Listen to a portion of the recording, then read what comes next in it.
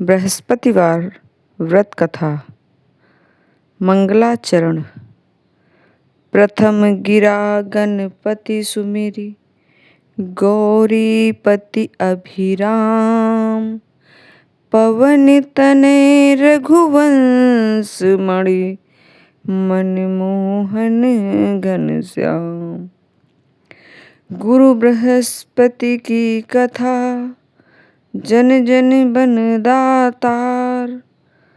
राम लग्न भाषा रच्यो, जन जन गण सुख सार। बृहस्पतिवार व्रत की महिमा। बृहस्पतिवार का व्रत करने से मनुष्य की सब मनोकामना पूर्ण होती है। इसके व्रत करने से देव गुरु महाराज बृहस्पति प्रसन्न होकर व्रतकर्ता को विद्या, बुद्धि, धन और धान्य, पुत्र पौत्र आदि से संपन्न कर उसके सब मनोरथों को पूर्ण करते हैं। इसमें कुछ संदेह नहीं है। गुरु बृहस्पति देवताओं के भी देवता और महान शक्तिशाली हैं। जो लोग बृहस्पतिवार का व्रत करते हैं उनका परिवार सर्वदा सुखी रहता है और उनके घर में सर्वदा शांति बनी रहती है। अतएव यह व्रत सब व्रतों में उत्तम और बहुत ही फलदायक है। स्त्री हो या पुरुष, सभी के लिए यह व्रत सुखदायक एवं हितकारी है, क्योंकि इसके स्वामी देवताओं के गुरु बृहस्पति हैं। जिन लोगों में बृहस्पतिवार का व्रत किया उन सबके मनोरथ पूर्ण हुए। जो स्त्री पुरुष बृहस्पतिवार का व्रत करे उन्हें बृहस्पतिवार के दिन सिर नहीं धोना चाहिए, अर्थात सिर में मिट्टी तथा साबुन आदि न लगाना और न सिर मलना चाहिए। बृहस्पतिवार के व्रती को दिन में एक समय भोजन करना चाहिए। व्रत करने वाले को विष्णु भगवान की पूजा करनी चाहिए। जहाँ कहीं बृहस्पति की मूर्ति स्थापित हो वहाँ जाकर उनकी मूर्ति की पूजा करे, और जहाँ न हो वहाँ इनके नियमानुसार तो सर्वत्र पूजा करने का योग्य है। इनके व्रती को भोजन हेतु चने की दाल, हलवा और केला आदि इस प्रकार पीला आहार ग्रहण करना चाहिए। व्रती को योग्य है कि उस दिन नमक का सर्वथा ही परित्याग करे। वह पीले वस्त्र पहने, पीत पुष्प ग्रहण करे, पीला फल ले और इस प्रकार चंदन, पीला वस्त्र, पीले फूल से ही उनकी पूजा करे। हाथ में चने की दाल, गुड़ और पीला फूल लेकर प्रेम से बृहस्पति की इस कथा को सुने। इसके पश्चात बृहस्पतिवार के दिन व्रत करके श्री विष्णु भगवान की पूजा करे, और ऐसा अवसर उपलब्ध न हो तो केले के वृक्ष में जल डालें।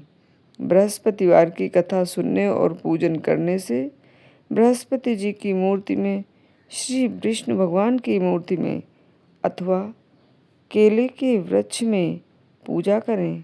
व्रत करने वाले को मन, वचन और कर्म से सर्वथा ही शुद्ध रहना चाहिए। जब तक कथा सुने वहाँ से उठे नहीं और बोले नहीं, अर्थात मौन भाव से सुने। इस प्रकार बृहस्पति जी से उनमें विश्वास और हित कामना की भावना रखे।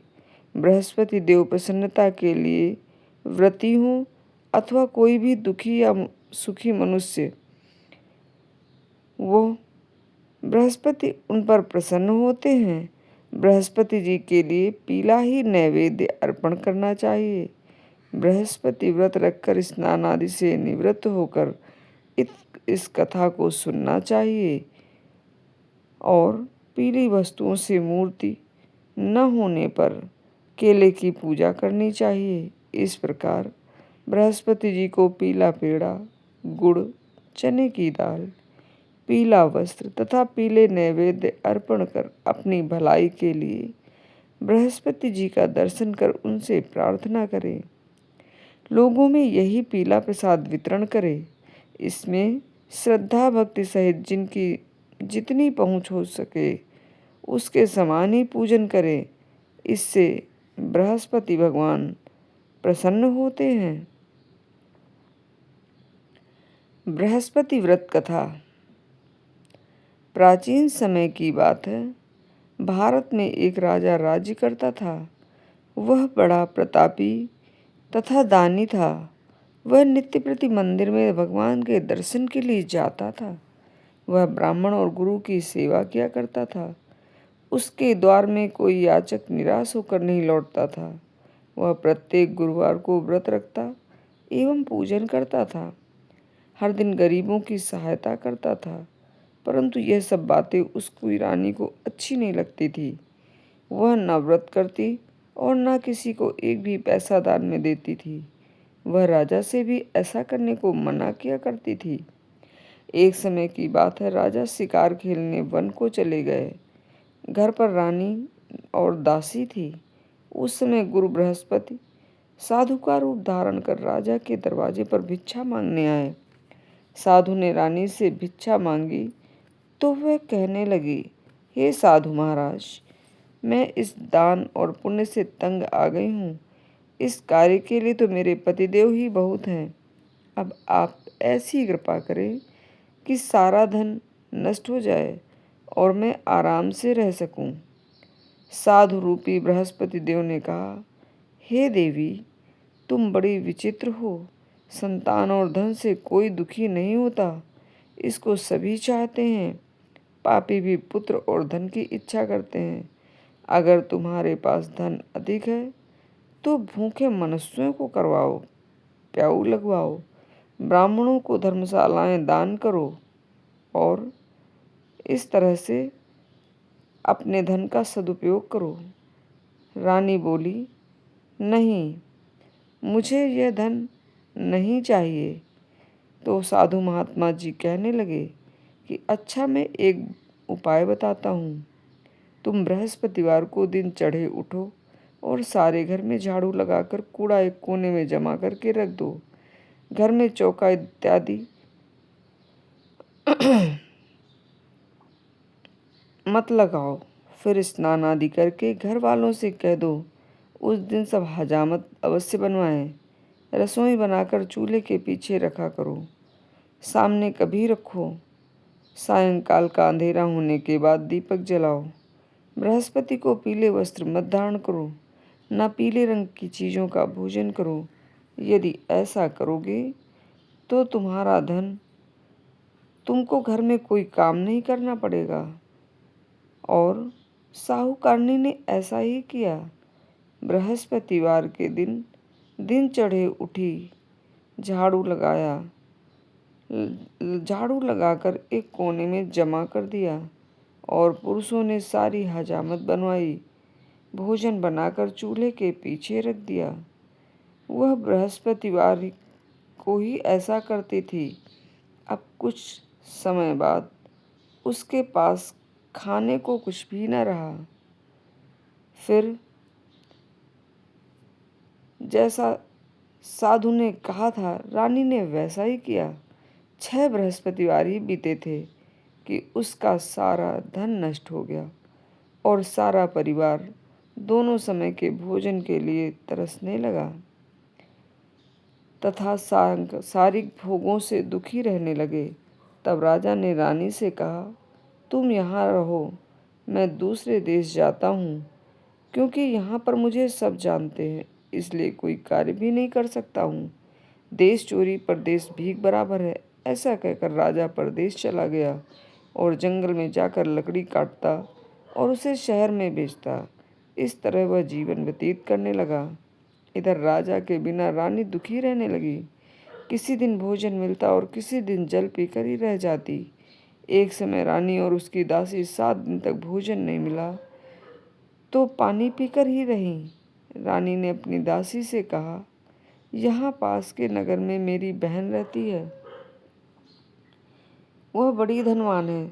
तुम उसके पास जाओ और वहाँ से 5 सेर बेचर मांग कर ले आओ, जिससे कुछ समय के लिए काम चल जाएगा। इस प्रकार रानी की आज्ञा मानकर दासी बहन के पास गई। दासी रानी उस समय पूजन कर रही थी और उसने बृहस्पतिवार का दिन था। दासी ने रानी से कहा कि तुम कुछ देर ठहरो, इसके पश्चात देती हूँ। फिर दासी ने पूजन को देखा और वापस आकर रानी से बोली, हे रानी, तुम्हारी बहन पूजा कर रही थी, इसलिए मुझे विलंब हो गया और आपकी बहन के पास धन धान्य की कोई कमी नहीं है। रानी, मैं वहाँ पर बृहस्पतिवार व्रत के महात्म्य को सुनकर आई हूँ। उससे संतान और धन की कभी कमी नहीं होती है।